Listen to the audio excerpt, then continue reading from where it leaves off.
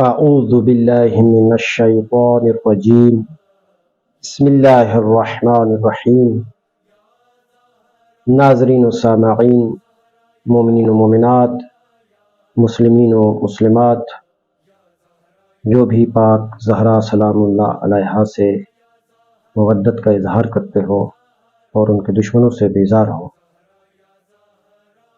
میں آپ کا خادم آپ کی خدمت میں حاضر ہوں، اور آپ میرا یوٹیوب چینل دیکھ رہے ہیں قدس Islamic T V.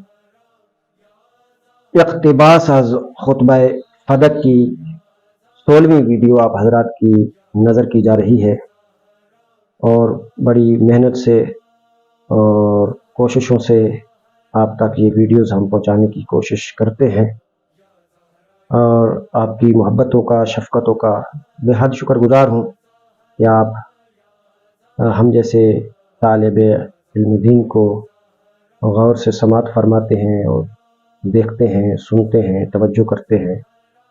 Be be پاک کا یہ کلام اسی تناظر میں آپ دیکھیے کہ موقع، محل اور ٹائمنگ اس کی بہت امپورٹنٹ ہے اور بہت ضروری ہے۔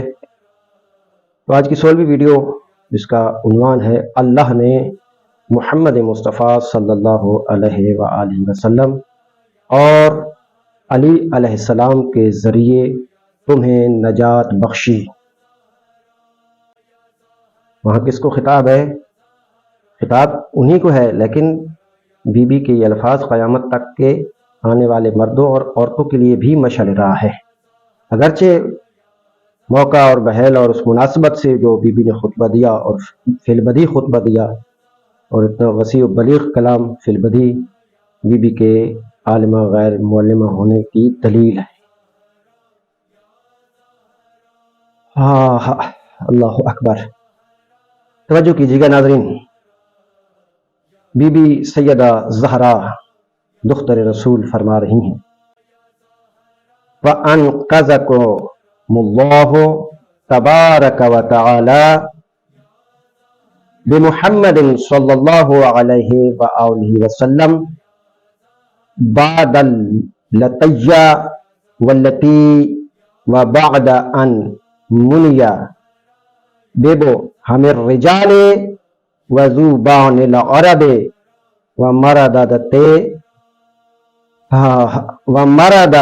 اہل الکتاب کلما اوقدوا نارا للحرب اطفأها اللہ او نجمہ قرن الشیطان او فغرت من المشرکین قذف اخاہ فی لہواتہا۔ اللہ اکبر! کیا عظیم جملے ہیں، کیا پیارے جملے ہیں، اور کس طرح سے بی بی نے ان لوگوں کو مخاطب ہو کے ان کے ضمیروں کو جھنجھوڑتے ہوئے ارشاد فرمایا، بس اللہ نے تمہیں محمد مصطفیٰ صلی اللہ علیہ وآلہ وسلم کے وسیلہ سے ہر چھوٹی بڑی مصیبت کے بعد نجات عطا کی۔ لوگ کہتے ہیں نا کہ وسیلے کی ضرورت نہیں ہے، وسیلہ بنانے کی کیا ضرورت ہے۔ وہاں بی بی نے ان کو مخاطب ہو کے، اور ہمیں بھی درس ملا ہے کہ بی بی فرما رہی ہیں کہ ان کو کہ میرے بابا محمد مصطفیٰ صلی اللہ علیہ وآلہ وسلم کے وسیلے سے اللہ نے کیا کیا؟ تم پہ جو مصیبتیں تھیں ان سے تمہیں نجات عطا کی، اور عرب کے وحشی درندوں اور لٹیروں اور تکبر میں مبتلا لوگوں سے تمہیں نجات بخشی۔ اور جب بھی انہوں نے جنگ کی آگ بھڑکائی، اللہ نے اس آگ کو بجھا دیا، اور جب بھی شیطان نے اپنا سر اٹھایا یا مشرکین کے کسی گروہ نے اژدہے کی طرح اپنا منہ کھولا، تو رسول اللہ صلی اللہ علیہ وآلہ وسلم نے اپنے بھائی علی علیہ السلام کو ان کے منہ میں جھونک دیا، اور وہ اس وقت تک واپس نہیں پلٹے جب تک ان کے سروں کو زمین سے نہ رگڑ دیا، اور جنگ کی آگ کو اپنی شمشیر کے پانی سے جب تک بجھا نہ دیا وہ واپس نہیں پلٹے۔ تم بات کرتے ہو، تم کہاں اور ہم کہاں؟ اللہ اکبر۔ عزیزان گرامی قدر، ان الفاظ کی طرف غور کرے۔ اس انداز میں بیوی نے ان کو پہلے یہ ارشاد فرمایا کہ اللہ نے جو تمہاری چھوٹی بڑی مصیبتیں ہیں وہ میرے بابا محمد صلی اللہ علیہ وسلم کے وسیلہ سے جو ہے وہ تم سے ان مصیبتوں کو، چھوٹی بڑی مصیبتوں کو دور کر دیا، اور عرب کے وحشی درندے اور لٹیرے اور تکبر میں مبتلا لوگوں سے تمہیں نجات دی۔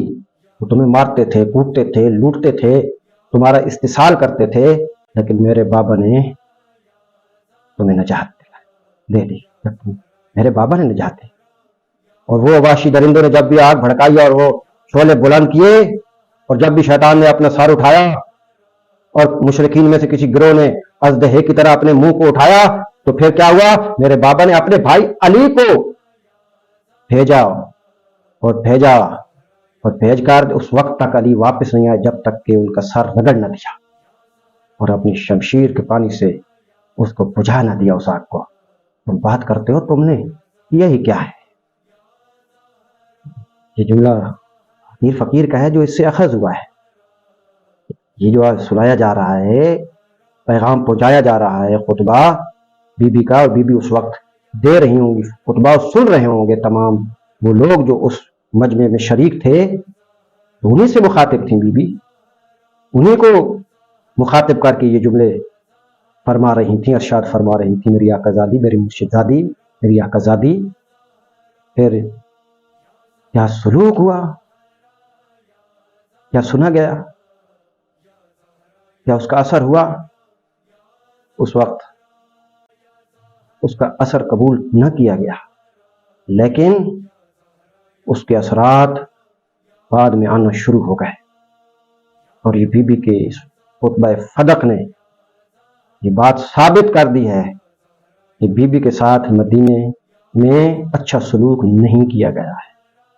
میں ہر ویڈیو میں عرض کرتا رہتا ہوں کہ میری ویڈیو کا مقصد و مطلب توہین نہیں ہے، آگ نہیں بھڑکانا ہے، فساد نہیں کروانا، اختلاف رائے رکھنا اور بات ہے، فساد کرنا اور کرانا اور بات ہے، فقط لوگوں کے کانوں تک پیغام پہنچانا ہے۔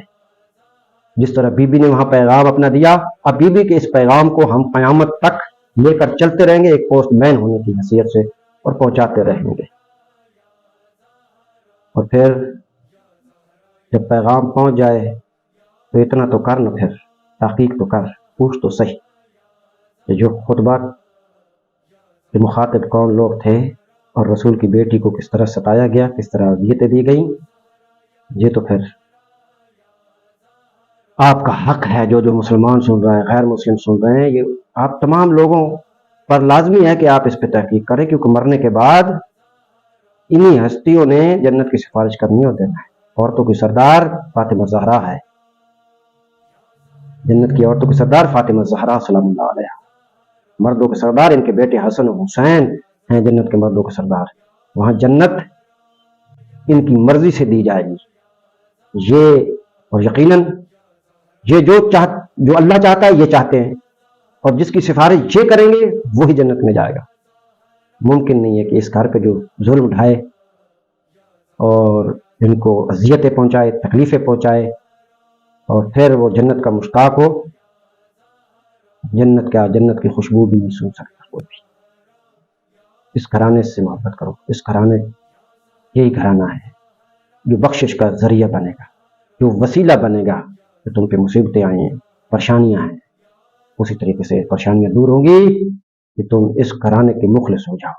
اور جو لوگ اس گھرانے کو ستاتے رہے، اذیتیں دیتے رہے، تکلیفیں دیتے رہے، دکھ پہنچاتے رہے، رنج پہنچاتے رہے، ان لوگوں سے بیزاری اختیار کرنا یہی محبت کا تقاضا ہے۔ السلام علیکم ورحمۃ اللہ وبرکاتہ۔